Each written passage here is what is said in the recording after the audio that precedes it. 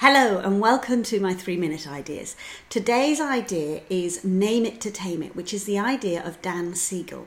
Now, Dan Siegel is a psychiatrist who works with children and adults, and he's an author who's written several books. The idea of name it to tame it is about how if we name the big emotions that are taking hold of us, that we can start to be able to manage them more effectively. As performers, it's really important we have access to our emotions and access to the ability to express emotions and meaning of other people.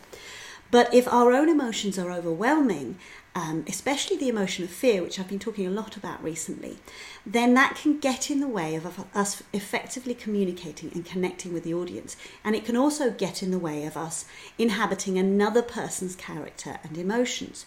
So how do we deal with that? How do we manage these big emotions? Because performing can incite those emotions of fear and bring tension and clutter in the mind and even stage fright at its worst. Well, name it to tame it does 3 things. So when we have that reaction, that fear reaction, our limbic system kicks in.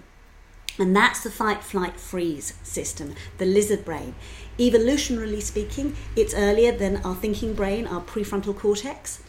And it is basically a knee-jerk reaction. It has access to very basic memories, and it's designed to get us to safety or put us in a safe situation by either fleeing, fighting, or freezing.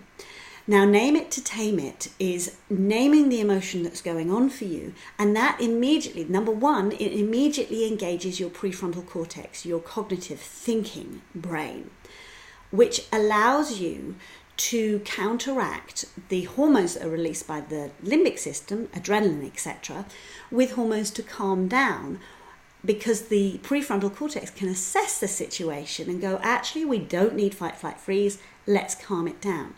The second thing it does is it enables us to understand what's going on for us more. Now, these fear reactions and the limbic reactions, say, it's designed to keep us safe. It's designed to take us out of danger.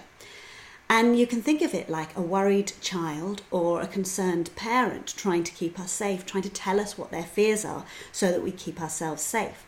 If we don't listen to those voices, they do one of 2 things. They either get louder or they give up communicating with us. They don't give up worrying, they just give up telling us what they're worrying about. If you tune into those voices, what happens is, like a worried child or a concerned parent, they calm down because they feel heard. And we can also assess the situation. They might be telling us something useful that we can then do something about. But just being heard will calm them down. The third thing it does is it enables us to show ourselves some empathy. I was talking with a client recently about her worries, and she was saying, I'm just trying to think positively.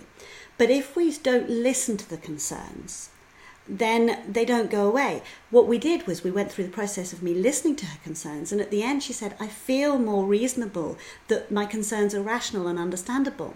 So we might discover that we don't need to worry about them, or we might realise that we are just reasonable and rational, and we can offer ourselves some empathy. And just as when you offer a child some empathy, they relax, we can relax, and then we're more likely to choose to do the thing that we're worried about and do it in a more relaxed way.